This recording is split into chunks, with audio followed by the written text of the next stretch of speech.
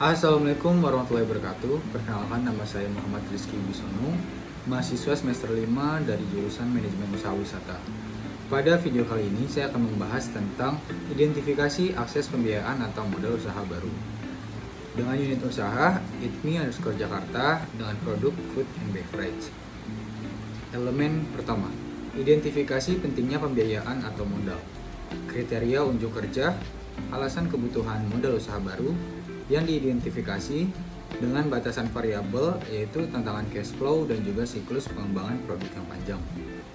Lalu ada sumber-sumber modal personal diidentifikasi dengan batasan variabel, yaitu dana pribadi, teman dan keluarga, atau sumber bootstrapping. Lalu ada potensi peningkatan pendana dipersiapkan, yaitu ada equity capital atau penyertaan modal, serta ada creative sources atau sumber-sumber kreatif.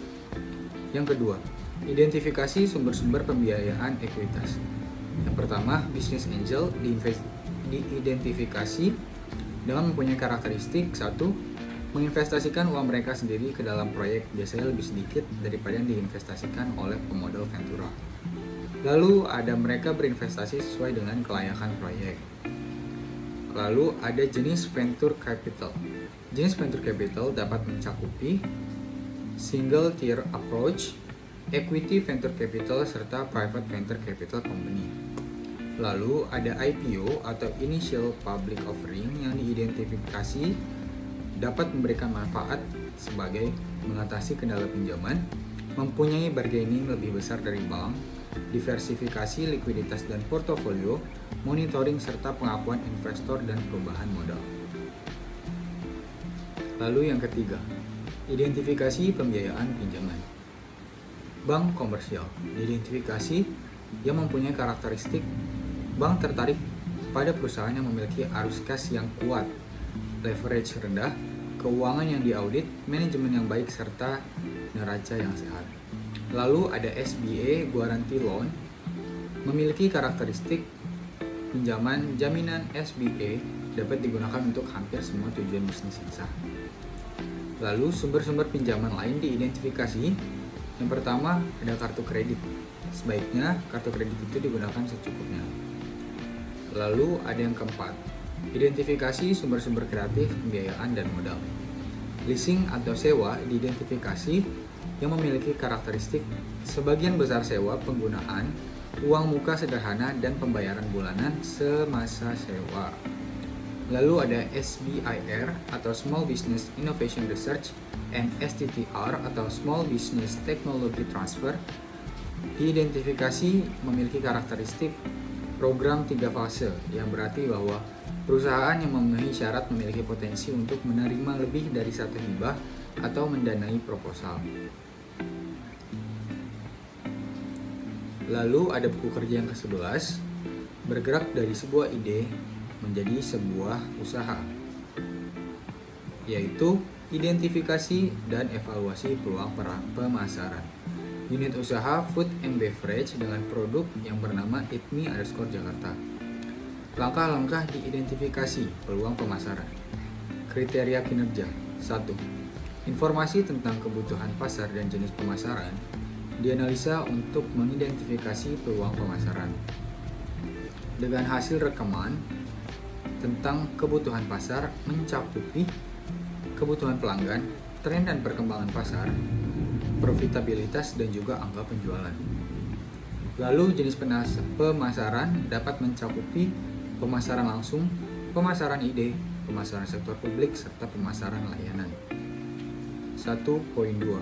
Potensi pasar baru dan kontribusi pada bisnis dapat mencakupi e-commerce.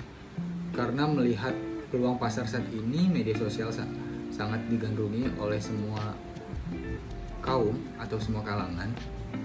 Oleh dari itu, maka e-commerce dapat memberi peluang lebih besar. Serta ada kontribusi pada bisnis yang mencakup pertumbuhan serta profitabilitas. 1.3. Pendekatan kewirausahaan, inovatif, dan ide-ide kreatif. Pendekatan kewirausahaan, inovatif, dan ide-ide kreatif dapat mencakupi: yang pertama ada functional approach atau penjualan, pembelian, pengangkutan, penyimpanan, pembelanjaan, penanggungan risiko, Standarisasi pengumpulan informasi pasar. Lalu ada dua. Lalu yang kedua ada investigasi peluang pemasaran.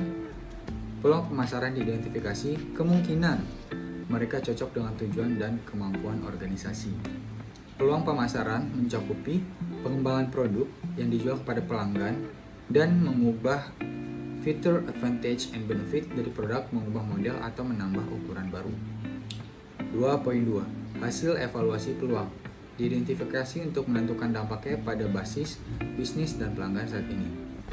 Hasil evaluasi peluang mencakupi daya tahan bahan baku produk, keamanan produk tidak menimbulkan bahaya pada kondisi operasi normal, lalu ada kemudahan dan biaya pemeliharaan yang rendah, serta kemudahan untuk diproduksi dan diproses. 2.3. Kelayakan finansial dari setiap peluang pemasaran mencakupi kelayakan finansial peluang. Lalu 2.4. Kemungkinan strategi pesaing potensial, yaitu mencakupi pemotongan harga serta periklanan ekstensif. 2.5. Ranking peluang pemasaran mencakupi seasonal topik, new topic, top ranking topik, serta quick win topik. 3. Perubahan yang diperlukan. Evaluasi perubahan yang diperlukan untuk operasi bisnis saat ini mencakupi perencanaan proyek pemasaran, data pemasaran dan analisis, serta kepatuhan dan risiko merek. 3.2. Perubahan organisasi mencakupi organisasi lini dan staf. 3.3. Perkiraan kebutuhan sumber daya mencakupi peralatan serta penelitian dan pengembangan. 3.4. Komunikasi kelayakan membuat perubahan pada operasi saat ini kepada pemangku kepentingan utama, mencakupi staf keuangan serta tenaga pemasaran. Lalu dokumentasi peluang pemasaran yang baru sudah disertakan pada Google Form atau Google Dokumen pada link tersebut. Sekian yang dapat saya sampaikan, kurang lebihnya mohon dimaafkan. Wassalamualaikum warahmatullahi wabarakatuh.